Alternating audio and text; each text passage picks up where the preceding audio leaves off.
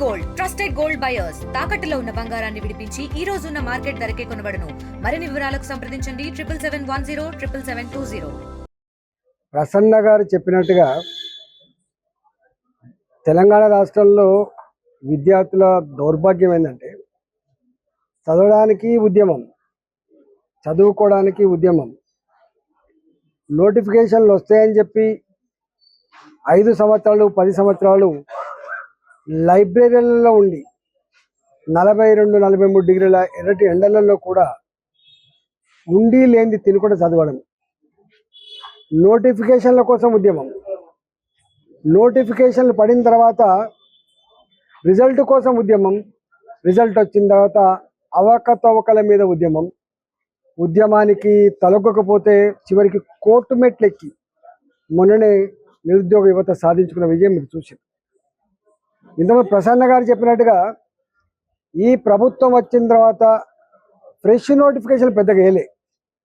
ఇప్పుడు గ్రూప్ 1 ఏ ఎగ్జామ్స్ కోసం అయితే నోటిఫికేషన్ ఇచ్చామని చెప్తున్నారో ఆనాటి టీఆర్ఎస్ ప్రభుత్వం జీవో నంబర్ 55 ప్రకారంగా 503 ఉద్యోగాలకు నోటిఫికేషన్ ఇచ్చింది. వీళ్ళు 64 ఉద్యోగాలు కొత్తవి కలిపి మళ్ళీ జీవో నంబర్ 29 ప్రకారంగా నోటిఫికేషన్ ఇచ్చారు. ఆ నియామకాలలో ఒకటే సెంటర్లో ఎంతమందికి ఎట్లా మార్కులు వచ్చినాయి, ఎట్లా అవకతవకలు జరిగినాయి, ఈ తొందరలో ఎట్లా 10 సంవత్సరాల కాలం పాటు చదువుకున్న విద్యార్థుల కళ్ళల్లో మట్టి కొట్టిందో కోర్టు వేసిన మొట్టకాయలే సజీవ సాక్ష్యం. ఆనాడు ఇంతకుముందు చెప్పినట్టుగా ఆనాడు ఆ ప్రభుత్వాన్ని గద్దెదించినటువంటిది ప్రజలలో అతి ముఖ్యమైన పాత్ర పోషించిన వాళ్ళు నిరుద్యోగ యువత.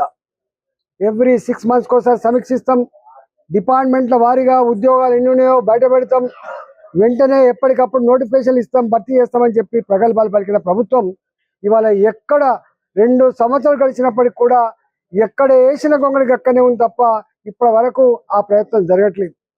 వాళ్ళ రాజకీయాలు చేసుకోవడం కోసం సరిపోతుంది తప్ప ఇచ్చిన హామీల ప్రకారంగా ఎక్కడ కూడా ఆ సమస్యలు పరిష్కరించే ఆ కన్సర్న్ ఉన్నట్టుగా లేదు. కాబట్టి నేను అశోక్ షుగర్ పేషెంట్, పాపం షుగర్ పేషెంటు, గతంలోనే అనేక సార్లు నిరుద్యోగ యువకులతో పెద్ద ఎత్తున ఉద్యమాలు చేసిన బిడ్డ.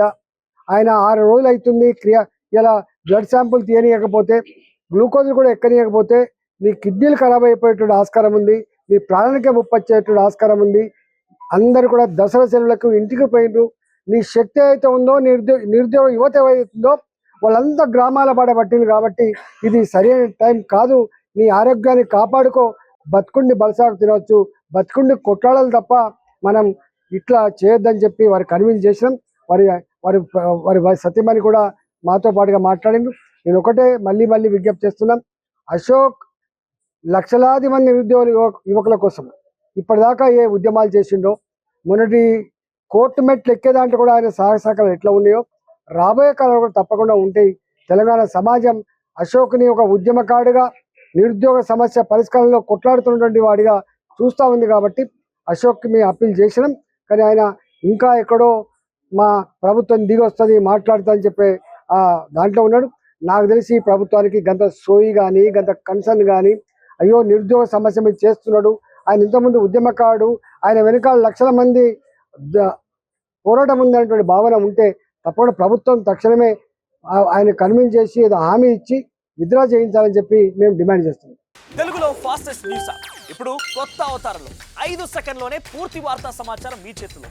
సోషల్ మీడియా ట్రెండ్స్ మీ కళ్ళ ముందుకే live TV and voice search ఆప్షన్స్తో ఇప్పుడే డౌన్లోడ్ చేయండి. యాప్ లింక్ డిస్క్రిప్షన్లో ఉంది.